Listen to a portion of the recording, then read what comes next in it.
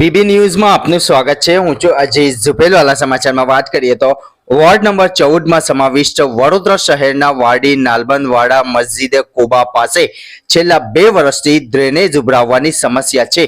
ડ્રેનેજનું પાણી ગટરનો ગંદુ દુર્ગંધ મારતું પાણી આખો દિવસ રોડ પર વહેતો રહે છે। તંત્ર દ્વારા કોઈ ધ્યાન આપવામાં આવતું નથી। મસ્જિદની અંદર ડ્રેનેજનું પાણી આવે છે। 2 વર્ષથી નમાઝીઓને મુશ્કેલીઓનો સામનો કરવો પડે છે, ત્યારે વઝુ કરવા માટે હોજ બંધ કરી દેવામાં આવી છે। તંત્રની નિષ્કાળજીના લીધે વિસ્તારની મહિલાઓ અને પુરુષો આજે બહાર રોડ ઉપર આવી હલ્લાબોલ કરી રોષ ભરાવ્યા હતા, કારણ કે 2 વર્ષથી લેખિત, મૌખિક અને ઓનલાઈન કેટલીક વાર રજૂઆતો કરવા છતાં પણ તંત્ર દ્વારા કોઈ ધ્યાન આપવામાં આવતું નથી। 2 દિવસનું કામ 2 વર્ષમાં પણ ન કરી શક્યા તો ગ્રીન સિટીની વાતો કાગળ પર જ રહેવાની છે તેવું લાગી રહ્યું છે।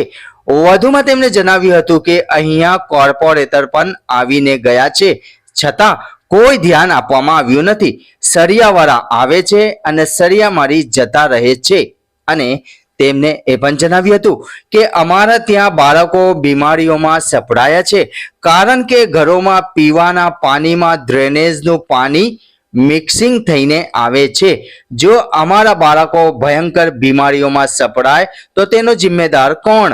આજે તો મહિલાઓએ હાયરે કોર્પોરેશન હાય ના સૂત્રોચ્ચાર કરી કોર્પોરેશનની ઓફિસે જઈ ડ્રેનેજનું ગંદુ દુર્ગંધ મારતો પાણી રેડવાની ચીમકી પણ ઉચ્ચારી હતી। 10 દિવસની અંદર અમારું કામ નહીં થાય તો અધિકારીશ્રીની ઓફિસે જઈ ડ્રેનેજનો ગંદુ દુર્ગંધ મારતો પાણી લઈ જવાની ચીમકી ઉચ્ચારી હતી। સાંભળો વધુમાં તેઓ શું કહી રહ્યા છે। રિપોર્ટ અઝીઝ ઝુપેલવાલા।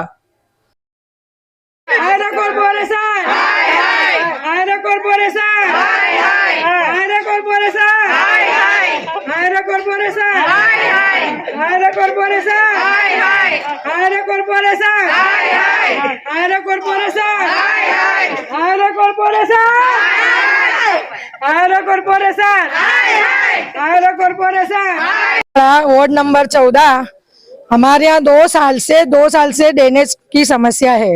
सलिए मारने वाला आते, सलिए मार के चले जाते। कॉर्पोरेशन वाले भी आए, वो भी देख के चले गए। हमको बोला था कि अभी तुम कुछ मत शोर बकोर करो, हम तुमको नई ड्रेनेज लाइन डाल देंगे। मस्जिद बाजू में है, ये ड्रेनेज का पानी मस्जिद में जाता है। मस्जिद में वजू खाना है, वजू खाना का पानी भी नापाक हो गया है गटर के वजह से, और घरों में भी पीने का पानी गंदा गटरों का ही आ रहा है, पर गवर्नमेंट कुछ एक्शन नहीं ले रही है। तो उनको ऐसा बोलो 2 साल से परेशानी हम परेशानी में है, तो उनको बोलो आके, नहीं तो हम ये कॉर्पोरेशन वाला पानी गंदा पानी ले जाके कॉर्पोरेशन के जो ऑफिस में बैठे हैं ना उनको ही पानी पिलाएंगे। तो आपसे हम निवेदन करते कि 2 साल से हम तकलीफ में है, तो बच्चे बीमार है, कॉर्पोरेशन वालों को बोलो कि वो जागे। नालबंधवाड़ा वाड़ी विस्तार में 2 साल से परेशान है। 2 साल से ड्रेनेज का पानी मस्जिद से लेके के छेक चोरे की दरगाह वहां तक के जाता, पर वो सरकारी अधिकारी आके देख के गए, बोले हो जाएगा, पर कब होगा? 2 साल से बच्चे बीमार, बड़े बूढ़े बीमार, दवाखानों में कितने तो अस्पताल में भर्ती है। नमाजियों को तकलीफ, बच्चों को तकलीफ, पानी पीने का मेन पानी की तकलीफ। तो क्या करे? ये समस्या का निवारण कौन लेकर आएगा?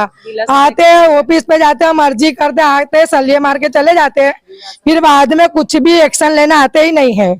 तो इसकी जिम्मेदार कौन? सरकार के हम पैसा वेरा सरकार ले, सब चीज का पैसा हम सरकार को देवे, फिर भी हमारा कोई हक नहीं कि वो हमारा कुछ समाधान करे। शादियों में तकलीफ, मैयतों में तकलीफ, मेन मस्जिद में तकलीफ नमाजियों को कि वजू का पानी बिल्कुल नापाक हो गया है। हाय रे कॉर्पोरेशन, हाय रे कॉर्पोरेशन, हाय रे कॉर्पोरेशन। મારું નામ યુનુસ મિયા અબ્બાસ મિયા છે અને વડોદરા શહેરની પૂર્વમાં આવેલી મસ્જિદે કુબા નાલબંધવાળા ખિદમત કમિટીનો મેમ્બર છું। મેં પણ અવારનવાર કેટલીક અરજીઓ કરેલી છે, રજૂઆતો કરેલી છે, તે છતાંય કામ થતું નથી. નીચલા જે કર્મચારી છે, સફાઈ કર્મચારી, તેઓ પોતાની ઈમાનદારીથી કામ કરીને સળિયા મારીને જાય છે, પણ તે છતાંય વારે ઘડીએ આ ડ્રેનેજ લાઈન ઉભરાઈ જાય છે. તેનું પાણી બેક મારીને મસ્જિદની હોજમાં આવી રહ્યું છે. એટલા માટે આજે આ મોહલ્લાની મહિલાઓ અને કેટલાક પુરુષો ભેગા થયા હતા અને એ લોકોએ ચીમકી ઉચ્ચારી છે કે જો વહેલામાં વહેલી તકે આ સમસ્યાનું નિરાકરણ લાવવામાં નહીં આવે તો આ લોકો ઉગ્ર ધોરણે વડોદરા મ્યુનિસિપલ કોર્પોરેશનમાં પહોંચીને ડ્રેનેજ લાઈનનું પાણી ભરીને ત્યાં ગંદુ કરવાની મને ખબર મળી છે કે ચીમકી આપવામાં આવશે.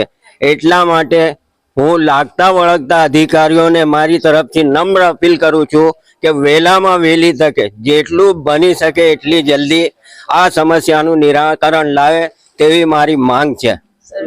મારું નામ યુનુસ શેખ છે. નાલબનવાડા એરિયો છે, ત્યાંનો સોશિયલ વર્કર બોલું છું. મેં વર્ષોથી અહીંનો કામ કરું છું, સોશિયલ કામ કરું છું.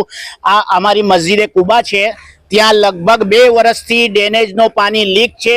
બધા અધિકારીઓ આવે છે, જોઈને જાય છે.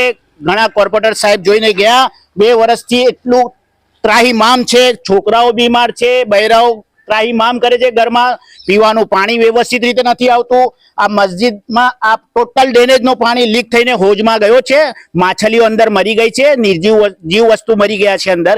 2 વર્ષથી વુઝુખાનું અમારું મસ્જિદનું બંધ છે. તમારે ડેલી આવે છે, અમે કમ્પ્લેન કરી છે. મેં પોતે અઠવાડિયામાં 10 કમ્પ્લેન કરું છું. 2 દિવસ આવે છે, સળિયા મારીને જતા રહે છે અધિકારીઓ, કઈ ધ્યાન આલતા નથી. અને કોર્પોરેટર સાહેબોએ અમને એવું કીધું છે કે તમારી ડ્રેનેજની ફાઇલ મૂકી છે, પણ ક્યારે થશે? કોઈ મરશે, બીમારીમાં સીમારીમાં મરશે કે છોકરાઓ શું કરશે? તમારે છોકરાઓ અહીંથી સ્કૂલે જતા સવારે ત્રાહીમામ થઈ ગયા છે. છોકરાઓના કપડાં ખરાબ થાય છે, તમારે બૈરાઓ પાણી ભરતા ખરાબ થાય છે અહીંયા.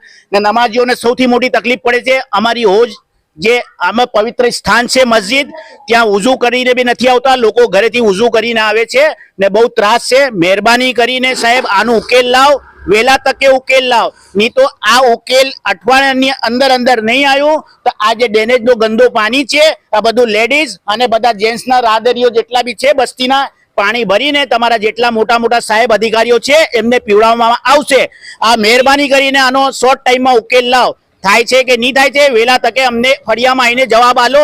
એનો જિમ્મેદાર કોણ છે? કોર્પોરેશન જિમ્મેદાર છે, કોર્પોરેટર જિમ્મેદાર છે, અધિકારીઓ જિમ્મેદાર છે. એની અમે વહેલા તકે એનો ઉકેલ જોઈએ. કોઈ બી હિસાબે અમને આ ઉકેલ જોઈએ તમારે. મારું નામ મોહમ્મદ શફીક છે. હું આ વિસ્તારના સોશિયલ કામ કરું છું અને બધા સાથ સહકારથી મળીને કરું છું. ઘંટી છે તેમને ક્લિક કરો જેથી અપડેટ ન્યૂઝ તમારા સુધી પહોંચી શકે.